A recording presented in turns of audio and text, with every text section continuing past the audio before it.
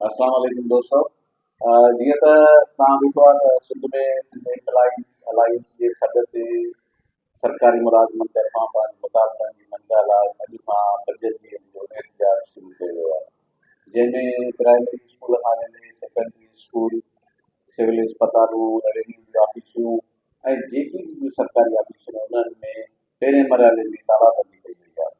हिन वक़्तु शिकारपुर ज़िले जा मजमूई तौर ते समूरा स्कूल, सरकारी ऑफिसनि में जेको कार वहिंवार आहे उहो बंदि आहे। पाण सां गॾु सिंध अलाइंस जो जेको मर्कज़ी अॻुवान ऐं पेटे सिंध जो सदर गुलाम रसूल महर साहिब मौजूदु आहिनि। हुन सां ॻाल्हाईंदासीं, हुन खां पुछंदासीं त कहिड़ा कहिड़ा मुतालबा आहिनि तव्हांजा ऐं हीउ जेको एहतिजाजी मरहलो शुरू कयो वियो आहे इहो घणनि ॾींहंनि जे लाइ आहे ऐं इन खां पोइ जेको लाहेमल छा हूंदो। अचो त गुलाम रसूल महर साहिब सां ॻाल्हायूं। साईं गुलाम रसूल साहिब, तव्हांजो जेको अॼु सिंध अलाइंस जे हवाले सां अॼु एहतिजाज शुरू थियो आहे जो घणनि ॾींहंनि जो आहे ऐं पहिरें मरहले में तव्हांजी छा स्ट्रेटजी आहे ऐं घणनि ॾींहंनि खां वधीक ॿियो एहतिजाज शुरू थींदो ऐं कहिड़ा कहिड़ा मुतालबा आहिनि, थोरो असांखे तफ़सील ॿुधाईंदो। महिरबानी अब्दुल सलाम साहब। बिस्मिल्लाह रहमान रहीम। सभ खां पहिरियां आउं तव्हांखे हीअ वज़ाहत करे ॿुधाईंदो हलां त हीअ सिंध जे तमामु सरकारी मुलाज़िमनि जो हिकिड़ो इतिहाद आहे। सिंध एम्प्लॉइज़ अलाइंस, सिंध जे तक़रीबन मुलाज़िमनि जो हीअ अलाइंस आहे। हीअ 2 महीना अॻु में अलाइंस जुड़ियो जॾहिं वफ़ाक़ी सरकार वफ़ाक़ी मुलाज़िमनि जे लाइ DRA अनाउंस कयो। बाक़ी ॿियनि सूबनि बि जेको आहे अनाउंस कयो, पर वाहिद सिंध सूबो हो जंहिं सिंध जे मुलाज़िमनि खे DRA जो अनाउंस न कयो वियो। उन हवाले सां ही सभु सिंध जूं तंज़ीमूं कठियूं थियूं त बाबा पूरे पाकिस्तान जे अंदरि हिकिड़ो कानून हली रहियो आहे त असां सिंध वारनि जे मुलाज़िमनि सां अहिड़ी ज़्यादती छो आहे। असीं लिखत में सिंध गवर्नमेंट खे ॾिनोसीं, असीं 4 मुतालबा ॾिनासीं। हिकिड़ो मुतालबो ॾिनोसीं त असांखे DRA अलाउंस ॾिनो वञे, जीअं जेको आहे वफ़ाक़ ॾिनो आहे, ॿिया सूबा ॾियनि था पिया। ऐं हुन सां गॾोगॾु असांजो ग्रुप इंश्योरेंस जो पंहिंजो पैसो आहे, जेका कटौती असांजी पंहिंजी थी रही आहे, उहो असांजे रिटायरमेंट ते असांखे ॾिनो वञे, जेको असांखे न पियो ॾिनो वञे। टियों ग्रुप इंश्योरेंस जेको आहे उहा सारी पंहिंजो मैन्युअल फंड, उहो असांखे ॾिनो वञे, उहो बि असांजो पंहिंजो पैसो आहे, उहो बि असांखे कोन पियो ॾिनो वञे। टियों हुयो त महांगाई जे हिसाब सां असांजे सैलरीज़ में, पघारुनि में 70% इज़ाफ़ो कयो वञे। उहो छाजे लाइ जो वफ़ाक़ी सरकार खां पीपल्स पार्टी जो चेयरमैन मोहतरम बिलावल भुट्टो ज़रदारी साहब डिमांड कई त मुलाज़िमनि जी सैलरी जेको आहे उहो 50% वधाई वञे। जॾहिं 50% बिलावल भुट्टो साहब उते जेको आहे डिमांड रखे थो त असांजी बि डिमांड हुई त सिंध सूबे में हुकूमत अवां जी आहे, असांखे ही बेनिफिट ॾिना वञनि। पर उन जे हवाले सां असीं प्रोटेस्ट कयासीं। कराची में असां वॾे में वॾो 3 तारीख़ ते प्रोटेस्ट कयोसीं, पर सिंध सरकार असां सां ॻाल्हियूं करे कंहिं बि ॻाल्हि ते न बीठी ऐं इनकार कयो वियो।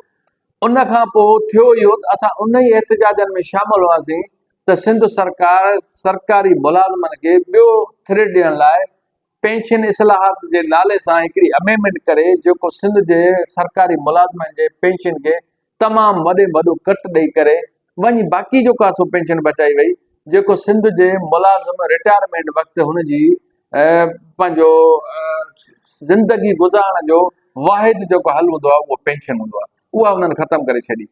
हाणे जॾहिं सिंध जे मुलाज़िम मथां जीअण जो हक़ बि खसियो वञे त पोइ सिंध जो मुलाज़िम हर स्टेज ते पंहिंजो प्रोटेस्ट कयो, ज़िलनि लेवल ते कयो, डिवीज़न लेवल ते कयो, सिंध सरकार खे लिखत में ॾिनोसीं, पर सिंध सरकार हिन महिल ताईं का शइ ॿुधण जे लाइ तयारु न आहे। शाही ख़र्चनि खे, पंहिंजी सरकारी शाही ख़र्चनि खे कोन घटाइनि पिया, पर सिंध जे मुलाज़िमनि जे मथां ही जेको आहे तलवार वाई वई। उन खां पोइ जॾहिं असीं प्रोटेस्ट कयासीं, एहतिजाज कयासीं, जॾहिं सरकार न ॿुधे, जॾहिं हुकूमत वक़्त जी न ॿुधे, जॾहिं पीपल्स पार्टी जी हुकूमत जो नारो आहे त रोटी कपिड़ा और मकान, उन जे नारो इहो आहे, उन जे बावजूदि उन खां जीअण जो हक़ खसियो वञे त पोइ असां मजबूर थी इहो रस्तो अख़्तियार कयोसीं त असीं सिंध जे अंदरि ही जेके बि इदारा आहिनि उन्हनि जो बाइकाट कयो। उन जो बाइकाट जो असां 5 ॾींहं अॻु में ऐलान कयो आहे। असां सम्झोसीं त मन सरकार खे जेको आहे सो का न का अकुल अची वञे, पर उन जे बावजूदि असीं सम्झूं था त ही सरकार चाहे थी त सिंध जा तालीमी इदारा तबाह थियनि, सिंध जो अवाम तालीम याफ़्ता न थिए, सिंध में जेके बि ॿिया इदारा हलनि था उहे बंदि थियनि, सिंध जो जेको आहे को बि निज़ाम सिस्टम जेको आहे सही माना न हले। असीं सम्झूं था ख़ुदि सरकार इन में ख़ुशि आहे, सिंध सरकार इन में ख़ुशि आहे, मुराद शाह साहिबु ख़ुशि आहे त सिंध जो अॻे ई ॿेड़ो गरक कयो आहे, अञा बि जेको आहे सो पंहिंजे हुनखे नुक़सानु ॾियणु करे थो। असां इन सिलसिले में अॼु पूरी सिंध जे अंदरि इस्पतालूं, revenue department, education department, clerk association, ॿिया जेके मुख़्तलिफ़ इदारा आहिनि, टोटल जो टोटल बंदि आहिनि। किथे बि को बि जेको आहे सो कारोबार न हली रहियो आहे। हीअ असां सरकार खे ॿुधाइणु घुरूं था। असांजो पहिरें स्टेप में 5 ॾींहंनि ताईं ही तालाबंदीअ जो जेको आहे सो असांजो ऐलान आहे सिंध एम्प्लॉइज़ अलायंस जे तरफ़ां।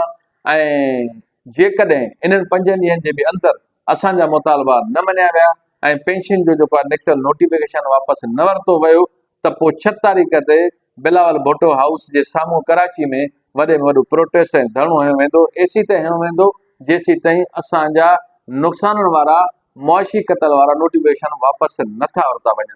ऐं उन सां गॾोगॾु ही बि असीं हिन स्टेज तां तव्हांजे तवसत सां बिलावल भुट्टो साहिब खे गुज़ारिश कंदासीं त तव्हां इन शइ जो नोटिस वठी मुलाज़िम में जेका बेचैनी पैदा थियल आहे, जेको मुलाज़िमनि जो मुआशी क़तलेआम कयो आहे, अहिड़ा नोटिफिकेशन सिंध गवर्नमेंट खे पंहिंजा हुकुम ॾेई करे वापसि वरिता वञनि। अदरवाइज़ जेके बि स्टेप हूंदा त यकीनन उहा सिंध गवर्नमेंट ऐं पीपल्स पार्टी गवर्नमेंट जे अगेंस्ट में हूंदा।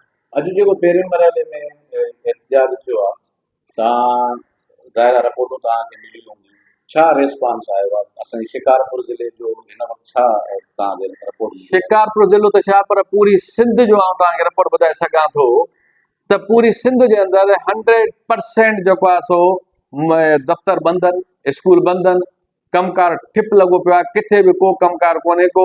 हैदराबाद हुजे, पंहिंजो मीरपुर ख़ासि हुजे, नवाबशाह हुजे, लाड़काणो हुजे, जैकोबाबाद हुजे, खैरपुर हुजे, कश्मीर हुजे, कंबर शहदाद कोट हुजे, कराची हुजे, पूरी सिंध जा जेके बि डिस्ट्रिक्ट आहिनि उहे जाम आहिनि। नौशहरो फिरोज़ हुजे ऐं मतिलबु दादू हुजे, पूरा डिस्ट्रिक्ट जेको आहे सो जाम आहिनि। किथे बि को कारोबार न पियो हले सवाइ हॉस्पिटलनि जे अंदरि एमरजेंसी जेको एमरजेंसी हॉस्पिटल में जिते आहे उहो ई शोबो जेको आहे एमरजेंसी वारो खुलियल आहे।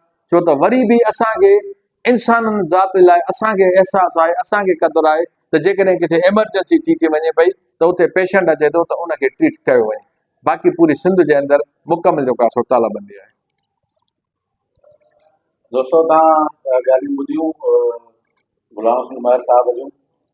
बिल्कुलु अगरि मुलाज़िम इन मरहले में अची करे इहो स्टेप खणी एहतजाज जे रस्ते ते अचे थो त सिंध गवर्नमेंट खे बि इन सां ॻाल्हाइणु घुरिजे ऐं पंहिंजी जेका हटधर्मी आहे उन खां पोइ ते हटी जेके मुलाज़िमनि जा जाइज़ मुतालबा आहिनि उन्हनि खे मञी जेका हज़ारे लखे मुलाज़िमनि में बेचैनी आहे ऐं अॼु जेको सॼी सिंध जो कारोबार ठुप लॻो पियो आहे उनखे ख़तमु कराइण जे लाइ सिंध सरकार बिलख़ुसूस बिलावल भुट्टो ज़रदारी खे ऐं जेका पीपल्स पार्टी जा जेके अॻवान आहिनि उन्हनि खे अचणु घुरिजे अॻिते ऐं हिन सां ॻाल्हाइणु घुरिजे।